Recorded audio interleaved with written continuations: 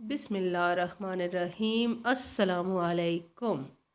रब की ज़ात का लाख लाख शुक्र कि एक नई अच्छी अपनी नेमतों के साथ नवाजी हुई सुबह दी, जिसमें मैं कर रही हूँ अपने प्यारे प्यारे व्यूवर्स के साथ बातचीत।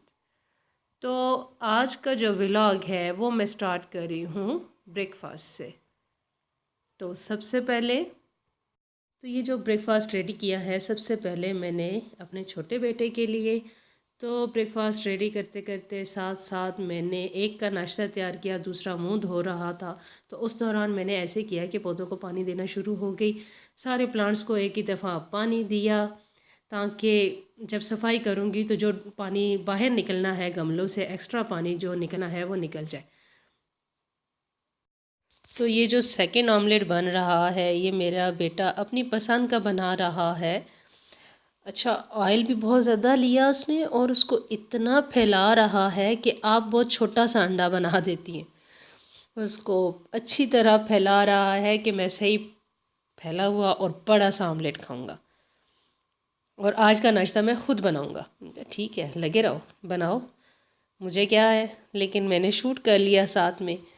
तो देखिए वो ऑमलेट बना रहा है अपने स्टाइल में, बनाएगा। फिर उसको इतना ड्राई कर दिया कि कहता है कि ऑमलेट का मैंने जूस तक इतना ख़त्म कर दिया कि उसका टेस्ट ही ख़त्म हो गया। लेकिन कभी कभार बच्चों को उनकी मर्ज़ी कर लेनी देनी चाहिए।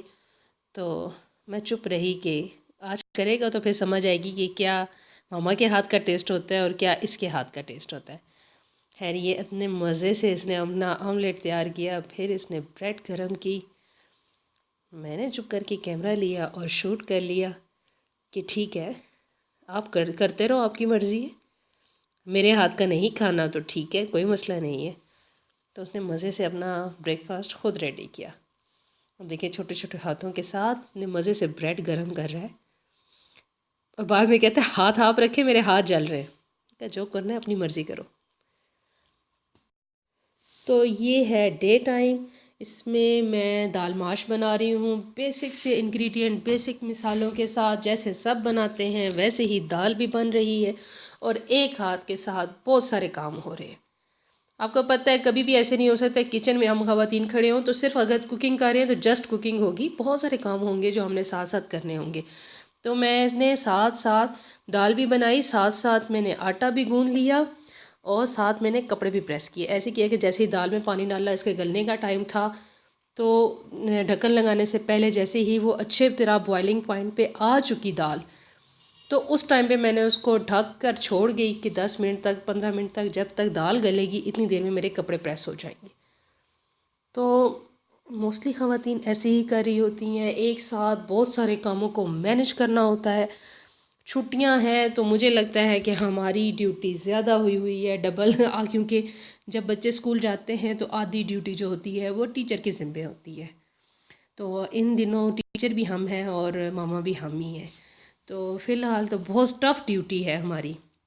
स्कूल जाएंगे बच्चे तो फिर रूटीन हमारी भी बहुत अच्छी सी बन जाएगी। देखा, मैंने दाल को ना इस तरीके से झाग आने दी, उसकी पहली झाग बैठ जाए, फिर उसके बाद उसको ढक्कन लगा के और कपड़े प्रेस कर लिए।